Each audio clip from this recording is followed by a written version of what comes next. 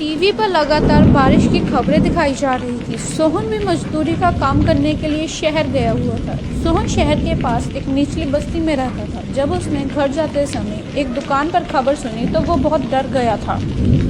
आज की बड़ी खबर कि कई निचले इलाकों के घरों में पानी घुस गया है और बताया ये जा रहा है कि पानी में घर डूब चुके हैं और लोग घर से बेघर हो चुके हैं। उनके पास खाने के लिए कुछ भी नहीं बचा है, इसलिए लोग अपने घरों को छोड़कर दूसरी ओर जा रहे हैं ताकि वो बच सकें। भैया ये खबर कितनी देर पहले की है?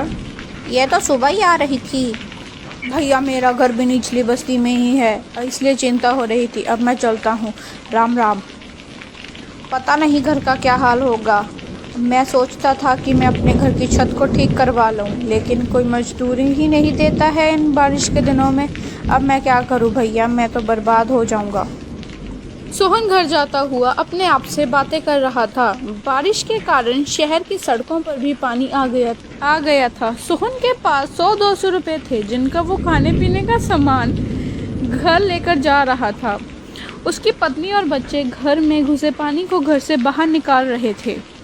गौरी रुको, मैं मदद करता हूँ। 2 बाल्टी मुझे दो। कितनी देर से बारिश आ रही है, रुकने का नाम ही नहीं ले रही। बारिश रुक जाए तो पानी घर से बाहर निकल जाएगा।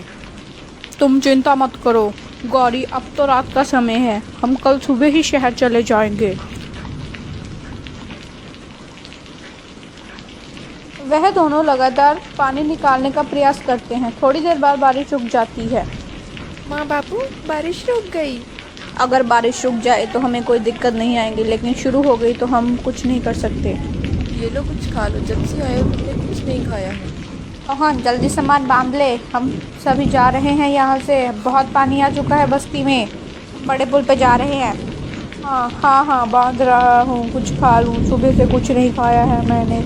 अगर ज़रूरत पड़ी तो सामान बांध लूँगा। गौरी जल्दी ही सारा सामान बांध लेती है और सोहन की भी आँख लग जाती है, क्योंकि वो बहुत ज़्यादा थका हुआ था। उसके साथ ही बच्चे सो जाते हैं।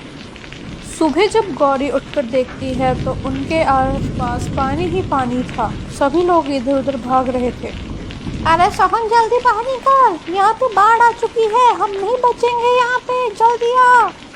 अरे गौरी जल्दी निकल, बच्चों को लेकर, बाढ़ आ चुकी है यहाँ पे, जल्दी आ। उठो बच्चों, हमें यहाँ से जाना होगा।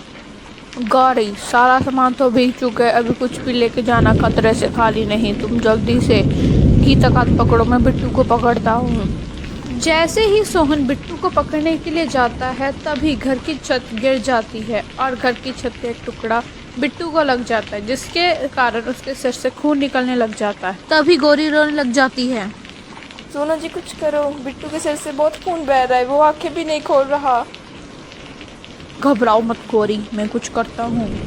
तभी सोहन वहाँ से चले जाता है और इधर उधर मदद मांगने लग जाता है। भैया जी, अगर आप रामपुर जा रहे हैं तो किसी डॉक्टर को भेज देना, आपकी बड़ी मेहरबानी होगी। भैया जी, तुम्हें यहाँ कोई डॉक्टर नहीं मिलेगा, ये निचला इलाका है, यहाँ कोई डॉक्टर नहीं आता। भैया जी, यहाँ पर आपको कोई डॉक्टर नहीं मिलेगा, आप पुल तक पहुँच जाइए, क्या पता आपको कोई मदद मिल जाए।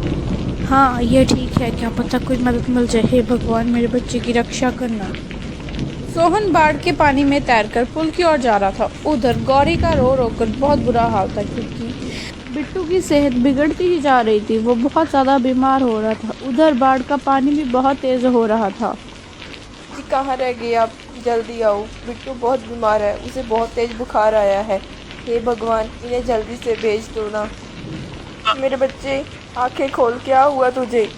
सोहन किसी तरह पुल तक पहुंचता है। उधर भी भाग दौड़ लगी हुई थी।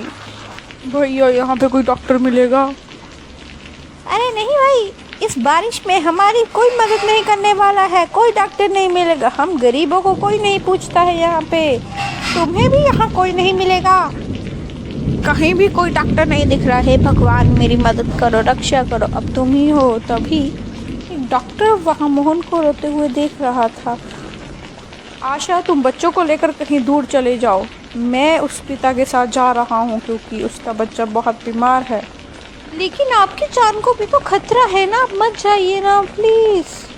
आशा, मुझे उसके साथ जाना होगा, उसके बच्चे की ज़िंदगी का सवाल है। तुम बच्चों